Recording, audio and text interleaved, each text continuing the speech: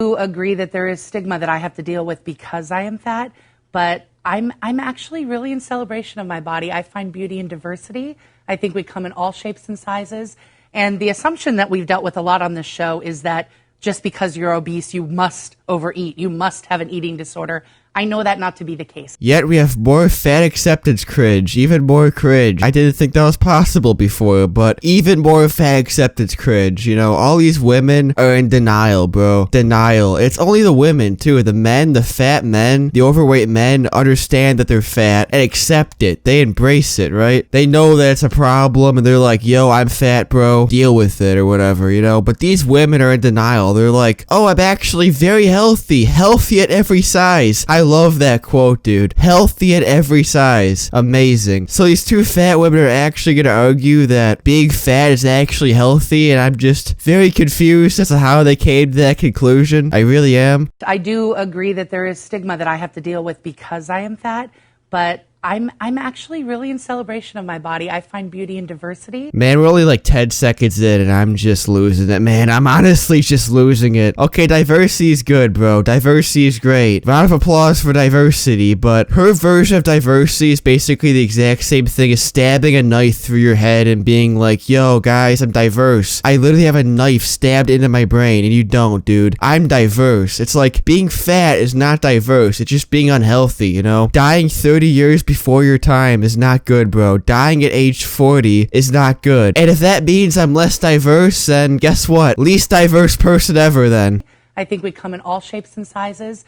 And the assumption that we've dealt with a lot on this show is that just because you're obese, you must overeat. You must have an eating disorder. Y'all know how people from other countries call Americans fat and stupid? Like, no joke. I used to talk to this kid on Skype back several years ago, and literally his first impression of me was, oh wow, you're not fat. And I never really understood it after all these years, but now I'm really understanding where they're coming from, man. Now I know why foreigners think we're fat and stupid. They probably see clips like this, where this woman is literally trying to make the argument that eating food is not a problem for her, even though she's literally the size of the room. Like, she literally has her own gravitational pull, bro. I'm honestly lost for words. I know that not to be the case. I know you can have a healthy relationship. Now, Mimi, you say this is misleading. Go have at it a little bit.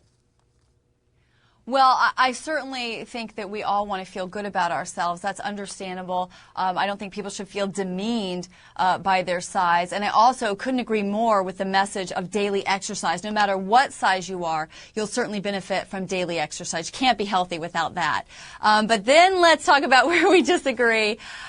Look, if you want to feel good about yourself, it's impossible to feel good about yourself when you're doing something that's self-destructive. Don't say that around them, dude. The word exercise is literally like Voldemort to these people. It must not be named no matter what. We cannot say the word exercise under any circumstances. You can honestly tell by looking at this woman's face how mad she is, bro. She's so fucking mad.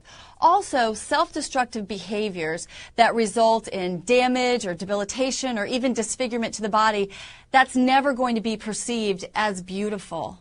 The thing is that I think that the HAES approach, the health at every size approach, has been documented to work. This woman should have really paid attention back in health class, my guy. What the fuck, man? Yes, health at any size, totally. Being 500 pounds is totally good for you. Said no one ever. Literally no one. Please tell me. Please show me a soul. Anything, bro. That proves your hypothesis that health at any size is the right approach. Please. You know, the fat acceptance movement is the only movement that actually doesn't move. Mentally or physically, for that matter. Honestly, bro, I'm gonna say it. I'm gonna say it right now. Not even gonna sugarcoat it. I think teens, TikTok teens that do the Benadryl challenge have higher IQ than these fat acceptance women, okay? I'm gonna say it, bro. I think they have higher IQ. What did I say in the last video? That, the Benadryl teens have, an average brain cell count of 2? I honestly think that these fat women have an even lower brain cell count. Like, actually in the negatives.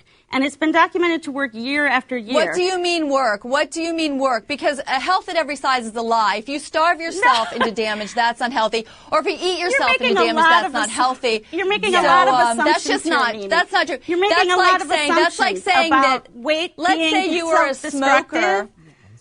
Let's say you're a smoker and have black lungs, and you try to say that's healthy because you don't have cancer yet. We know that it is actually factual that obesity is dangerous, and it's connected to cancer, stroke, Alzheimer's. We even know it's connected to an increase in birth defects. So there's nothing left to debate. Mimi? It's not beautiful. It's not healthy. I think you need to separate the idea of weight from healthy behavior. Yes. Now, I have students that when they come to me, when they start my class, they can barely walk from the car to my class. And over the course of a year, I'll take them from that point to working out 3+ hours There's per your week. class now. Right. I mean, but that's a massive improvement. I mean, Right. that's no longer people with medical issues. Those are people you've taken and improved them. But they haven't necessarily lost a lot of weight. Some of them have lost no weight, and they've had these medical improvements, and they've had these life improvements, these life freedom improvements. Yeah, I'm pretty sure being fat is the opposite of being free, you know. I'm pretty sure obesity and freedom are literally antonyms, bro. Complete polar opposite definitions. But then again, these people don't even listen to the vast majority of the science that says that obesity is a leading cause of death in multiple different ways throughout the country. But you know what? I shouldn't be shitting on these people. They already got a lot on their plate. Original joke, by the way. Totally did not steal that joke from a comment section. Dr. Cringe original. But anyway, all jokes aside,